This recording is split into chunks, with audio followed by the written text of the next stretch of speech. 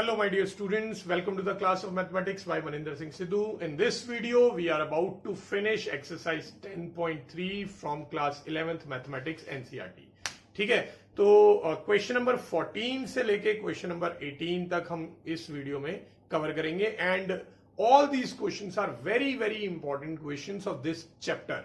ठीक है, किसी के भी स्कूल में कोई भी एग्जाम हो, अगर ये चैप्टर आ रहा है, चैप्टर 10 आ रहा है, तो ये जो वीडियो में मैं ये 5 क्वेश्चंस कवर करने वाला हूं, इनमें से एक या दो क्वेश्चन 100% आपके एग्जाम में पूछे जाएंगे. चलिए स्टार्ट करते हैं क्वेश्चन नंबर 14 से.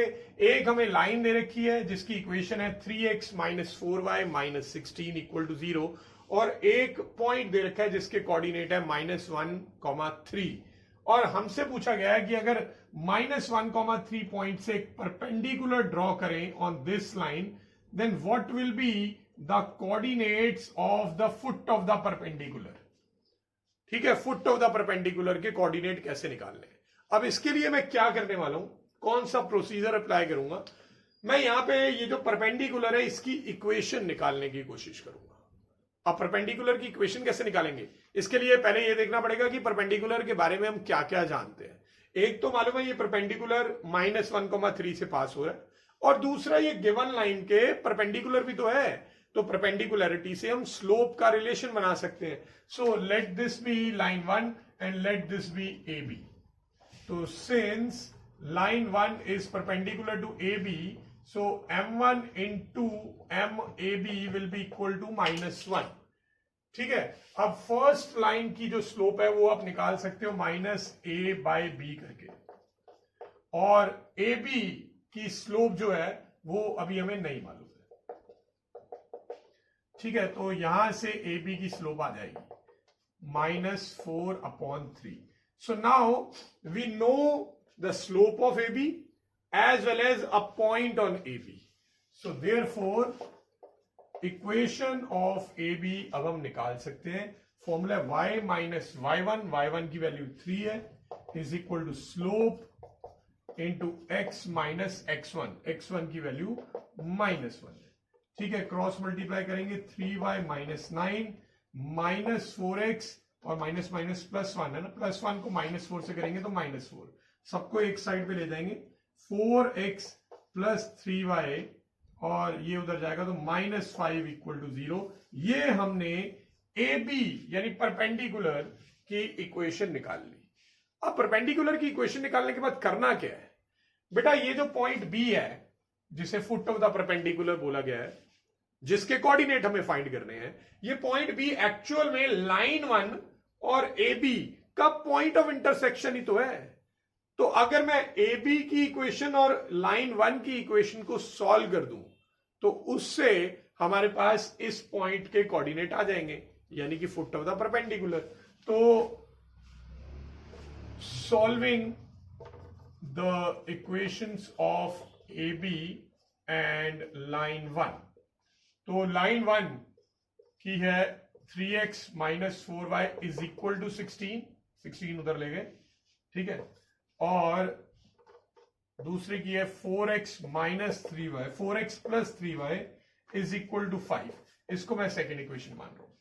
ठीक है, अब हमें इन्हें एलिमिनेशन मेथड या किसी भी मेथड से, जिससे भी आप चाहो उससे सॉल्व करके दिखाना है. तो मैं इसके लिए क्या करने वाला हूं, कोफिशिएंट इक्वल करके एलिमिनेशन मेथड का यूज कर रहा हूं. तो इसे 3 से मल्टीप्लाई, इसे 4 से मल्टीप्लाई, तो फर्स्ट वाली बन जाएगी 9x minus 12y is equal to 48 और सेकंड बन जाएगी 16x plus 12y is equal to 20. Sign change करने की जरूरत नहीं है, ये बन जाएगा 25x और सामने आ जाएगा 68. तो x की वैल्यू आ गई 68/25. तो ये हमने x निकाल लिया. अब y निकालने के लिए किसी भी एक इक्वेशन में डाल देते हैं. तो from first equation 3x minus 4y is equal to 16. तो -4y को यहीं पे छोड़ देंगे. 3 इंटू 68 अगर हम करते हैं तो 204 आता है, तो 204 उधर चला जाएगा माइनस में 204/25. ठीक है, आगे सॉल्व करते हैं. तो यहां पे हमारे पास है -4 या एलसीएम लेंगे तो ये बनेगा 400 माइनस 204/25, तो ये माइनस करके आएगा 196/25, राइट। अब 4 के टेबल से 196 कट जाता है, कितने पे कटता है? 4 4 16, देन 4 9 तो y की वैल्यू आ जाएगी -49/25, ये माइनस का साइन उधर ट्रांसफर हो गया। So therefore coordinates of foot of perpendicular are b, और b के कोऑर्डिनेट x कोऑर्डिनेट है 68/25 और y कोऑर्डिनेट है -49/25। ठीक है, तो आई होप ये क्वेश्चन आपको अच्छे से क्लियर हो गया होगा। ये बहुत ही इंपॉर्टेंट क्वेश्चन है। चलिए नेक्स्ट क्वेश्चन पे मूव करते हैं।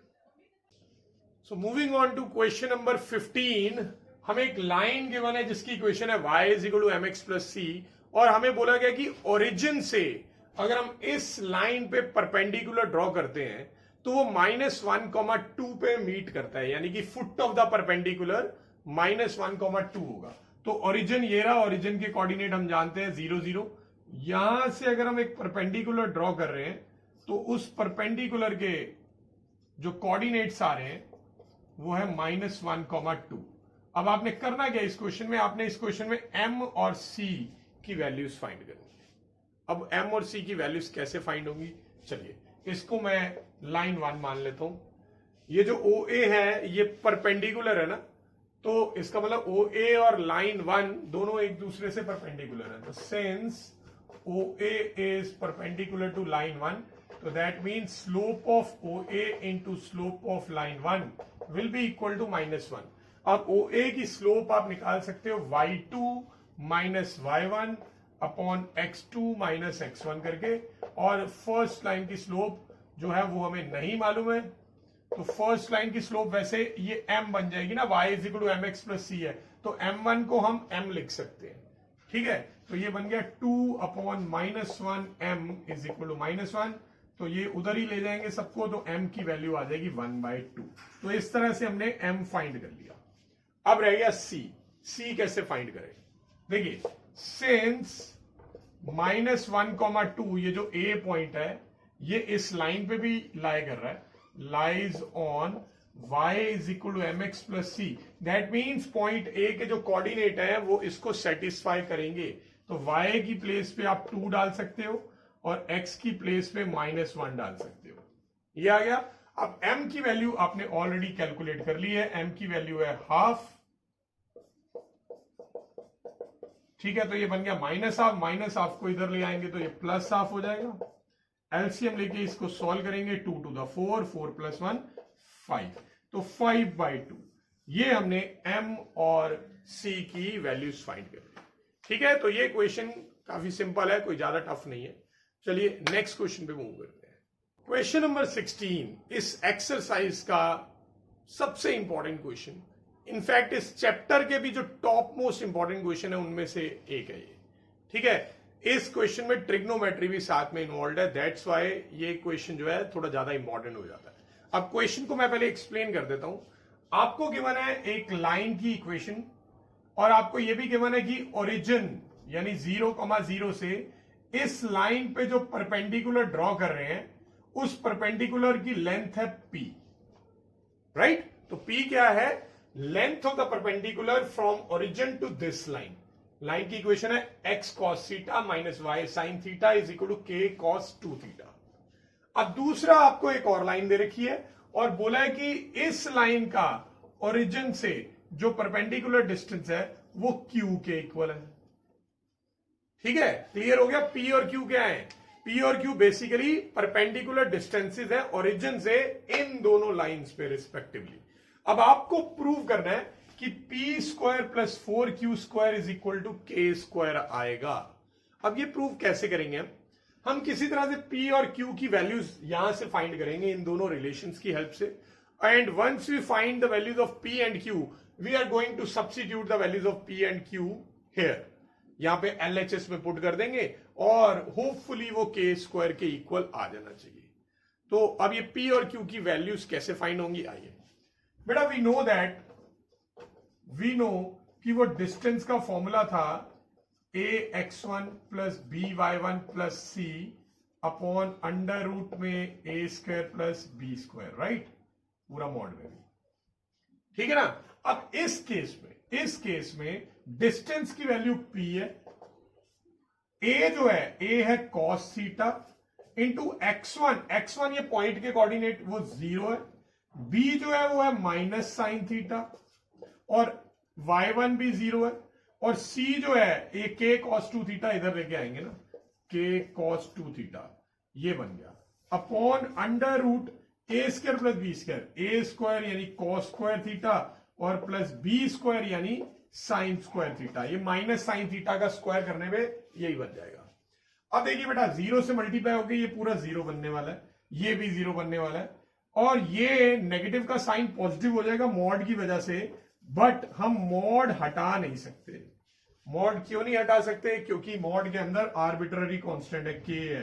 अब हमें मालूम नहीं है कि k नेगेटिव होगा या पॉजिटिव होगा, तो ये ऐसे ही रहेगा। और डिनोमिनेटर में cos square theta plus sign square theta तो 1 ही बन जाता है, तो ये हमने p की वैल्यू निकाल ली।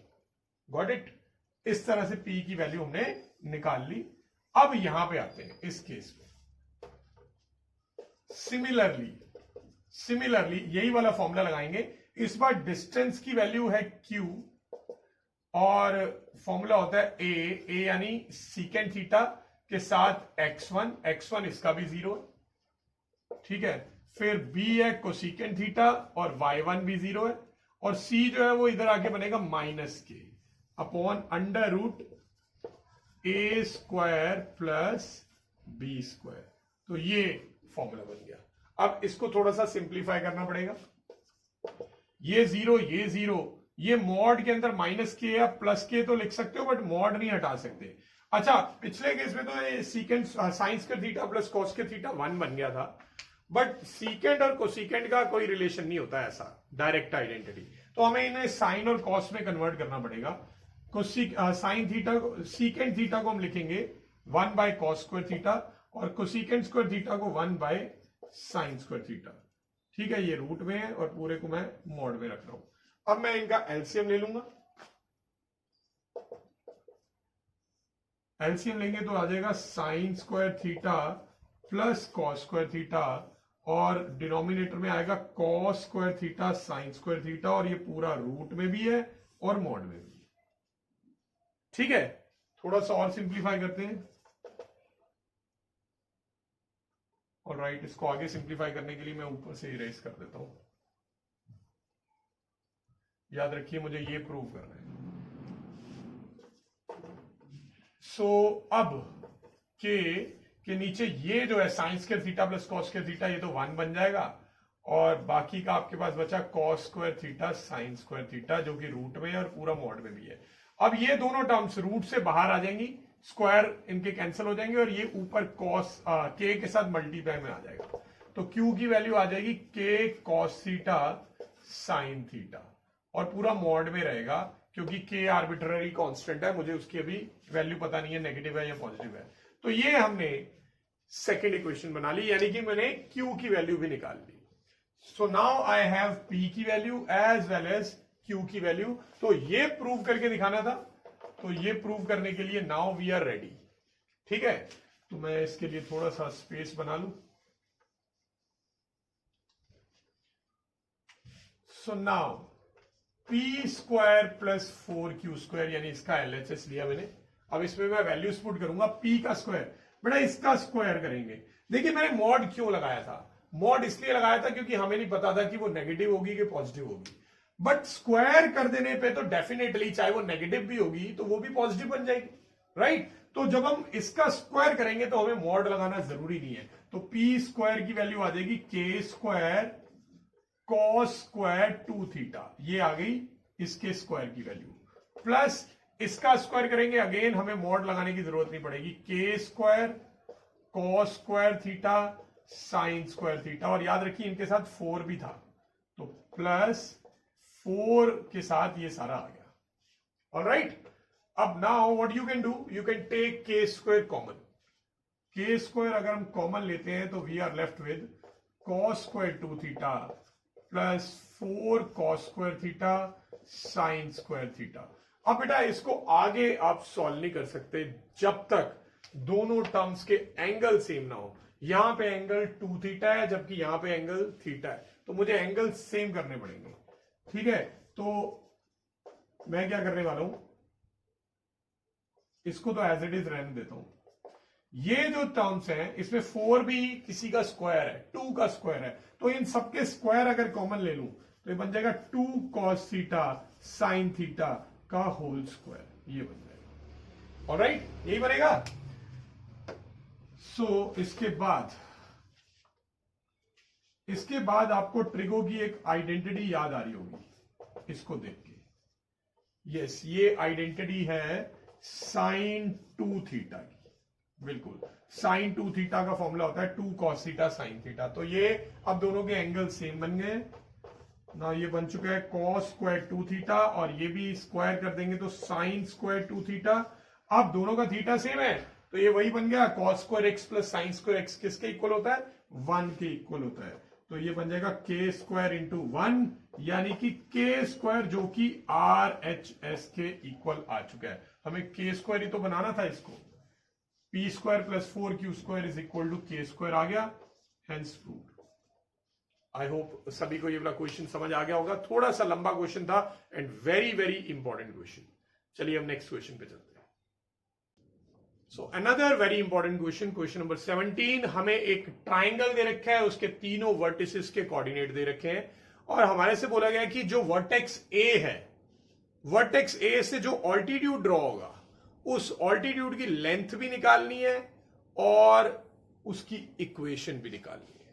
तो altitude will be like this, ठीक है ना। तो ये ऑल्टीट्यूड आप जानते हैं किसे बोलते हैं, परपेंडिकुलर को बोलते हैं।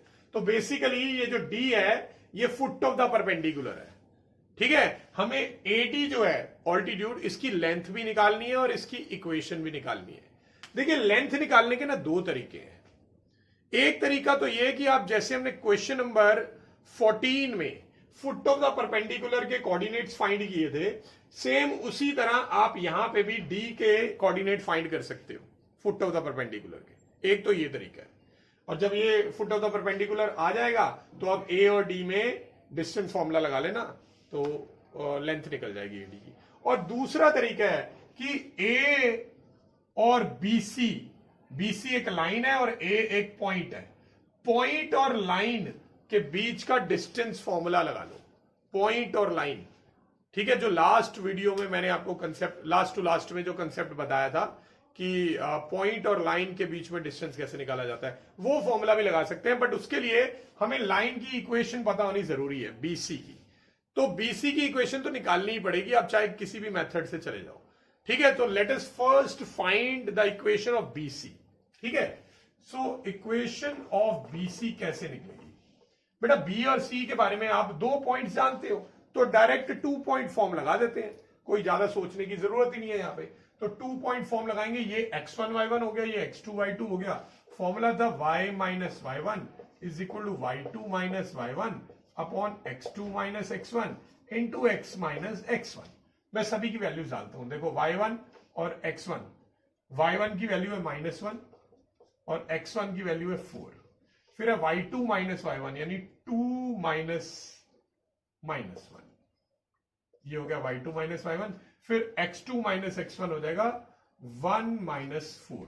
तो ये 2 पॉइंट फॉर्म लगा ली, इसको सॉल्व करता हूं मैं। तो ये 4 y प्लस 1 और ये 3 और नीचे आ जाएगा -3, ठीक है। तो ये कटेगा, माइनस का साइन ब्रैकेट के अंदर ले जाएंगे तो -x प्लस 4 सबको इधर ले आओ तो x प्लस y और ये इधर आके माइनस होगा, -3 equal to 0। Now we have equation of BC, जो कि हमसे पूछी नहीं गई है। हमें बीसी की इक्वेशन नहीं निकालनी, बट बीसी की इक्वेशन निकाले बिना ये इक्वेशन आगे बढ़ेगा नहीं। हमें निकालनी है एडी की इक्वेशन, ठीक है। अब एडी के बारे में आप क्या क्या जानते हो बेटा, एडी के बारे में हम ये जानते हैं, एक तो ए के कोऑर्डिनेट पता है, यानी एक पॉइंट से पास हो रही है 2 3 से, और दूसरा एडी परपेंडिकुलर टू बीसी भी है, ठीक है ना। तो अब कैसे यूज करूंगा आगे में, since AD perpendicular to BC है तो इसलिए slope of AD into slope of BC will be equal to -1। ठीक है, मैं आगे यहां से प्रोसीड करता हूं। एडी की स्लोप तो हमें नहीं मालूम, मगर बीसी की स्लोप हम निकाल सकते हैं 2 पॉइंट से भी, या अब तो हमारे पास इक्वेशन भी है, इक्वेशन से निकाल लो -a/b करके। a 1 है, b भी 1 है, तो -a/b तो इज इक्वल टू -1। तो इससे माइनस माइनस कटेगा तो स्लोप ऑफ एडी 1 आ जाएगी। अब हमें एडी की स्लोप पता चल चुकी है। अब मैं एडी की इक्वेशन निकाल लेता हूं। So therefore equation of AD is, formula होता है y minus y1 is equal to m into x minus x1। देखिए y1 x1 यहां पे ये वाले पॉइंट्स होंगे, x1 2 है और y1 3 है, तो y1 की जगह पे 3 डालूंगा, x1 की जगह 2 डालूंगा। ये पॉइंट क्यों लिए? क्योंकि इक्वेशन निकाल रहे हैं एडी की, और एडी किस पॉइंट से पास हो रही है? 2 3 से, यानी a से। ठीक है, स्लोप की वैल्यू 1 पहले निकाल चुके हैं, तो y minus 3 is equal to x minus 2, सबको एक साइड ले जाए, x minus y plus 1 equal to 0। ये हमें फाइंड करनी थी। एडी यानी ऑल्टीट्यूड की इक्वेशन आ चुकी है। ठीक है, ऑल्टीट्यूड की इक्वेशन आ गई। अब दूसरी चीज क्या निकालनी है हमने? अब हमने ऑल्टीट्यूड की लेंथ भी निकालनी है, एडी की लेंथ। अब एडी की लेंथ जैसे कि मैंने बताया था, दो तरीके हैं। एक तरीका फुट ऑफ द परपेंडिकुलर निकाल लो, उसके लिए एडी की इक्वेशन और बीसी की इक्वेशन को सॉल्व करना पड़ेगा। ये दोनों की इक्वेशन आपके पास है, आप दोनों को सॉल्व कर लो, डी के कोऑर्डिनेट्स आ जाएंगे। वैसे पूछे नहीं है हमारे से डी के कोऑर्डिनेट, तो डी के कोऑर्डिनेट आ जाएंगे तो मैं ए और डी में डिस्टेंस फॉर्मूला लगा के ये वाला लेंथ निकाल सकता हूं। ठीक है, तो अगर हमें फुट ऑफ द परपेंडिकुलर पूछा गया होता तब तो पक्का पक्का मैं यही मेथड लगाता, अभी भी लगा सकता हूं, बट थोड़ा सा छोटा मेथड ये है कि मैं डायरेक्ट ए और बी सी के बीच का डिस्टेंस निकाल लूं। यानी कि नाउ मैं लिखूंगा कि जो लेंथ ऑफ ऑल्टीट्यूड है which that is actually equal to distance of A यानी 2 3 from BC। ठीक है, और उसका फॉर्मूला हम जानते हैं, फॉर्मूला होता है ax1 plus by1 plus c upon under root ए स्क्वायर प्लस बी स्क्वायर। अब सबकी वैल्यू डालनी पड़ेगी बेटा। यहां पे इक्वेशन BC का यूज होना है, इसका यूज होना है, इसका। यहां पे a और b कितना है? 1 1 है, तो a और b की जगह पे 1 1 आ जाना है, और x1 y1 की जगह पे आ जाएंगे ये वाले कोऑर्डिनेट्स, x1 की जगह 2, y1 की जगह 3, क्योंकि मुझे 2 3 का डिस्टेंस निकालना है BC से। ठीक है ना, और c कितना है? इसी में कांस्टेंट टर्म कितनी थी? -3 upon under root A square plus B square. a भी 1 है, b भी 1 है। ठीक है, ये आ गया। तो ये सॉल्व करके ऊपर आ जाएगा 2 + 3 -3, तो 3 3 तो कट गए, 2 बचा, मॉड लगाने की जरूरत नहीं है, पॉजिटिव है, और नीचे आ जाएगा √2, तो यानी कि ये इसका आंसर आ जाएगा √2 यूनिट्स। तो लास्ट में बेसिकली आपने क्या निकाला है, आपको शॉर्ट में समझा दूं।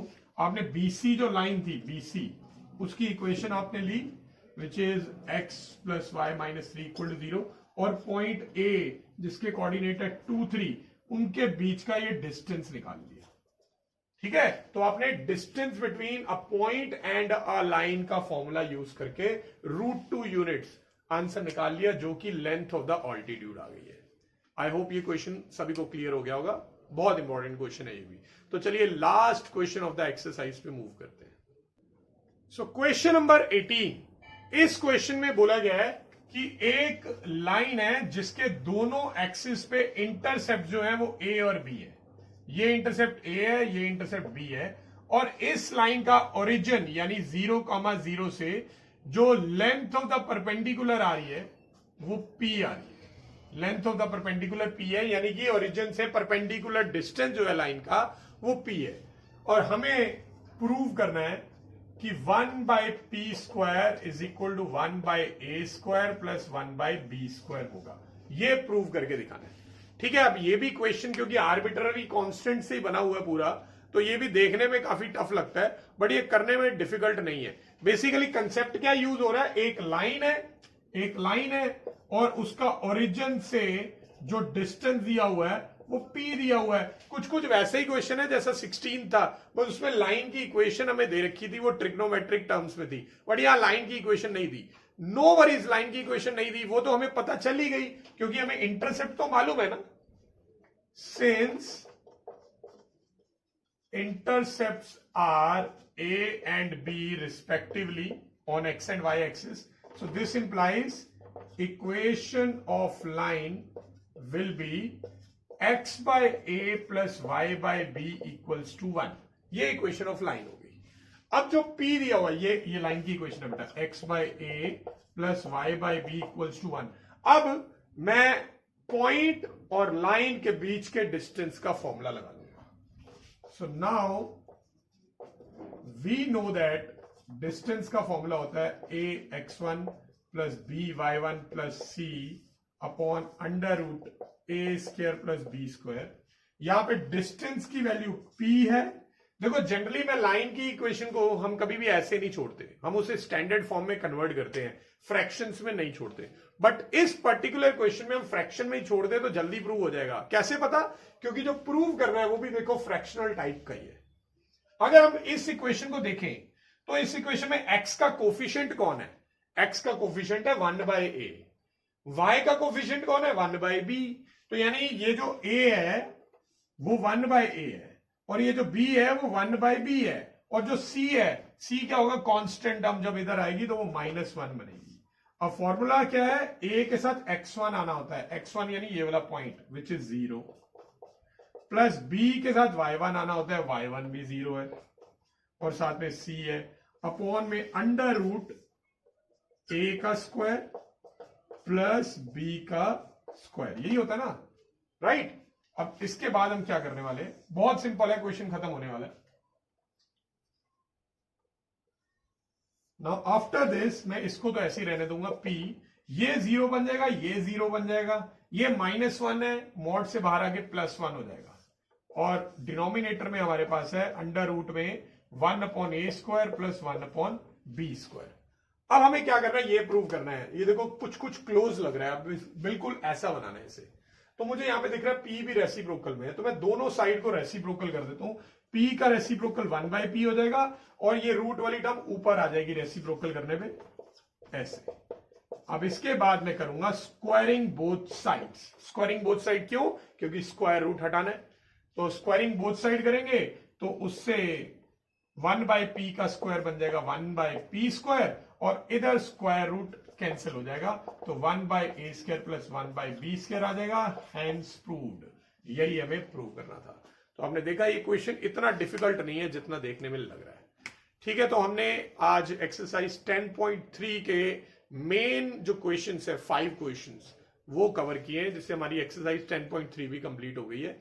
तो नेक्स्ट वीडियो में हम मिसलेनियस के क्वेश्चंस करेंगे। तब तक keep practising and thanks for watching.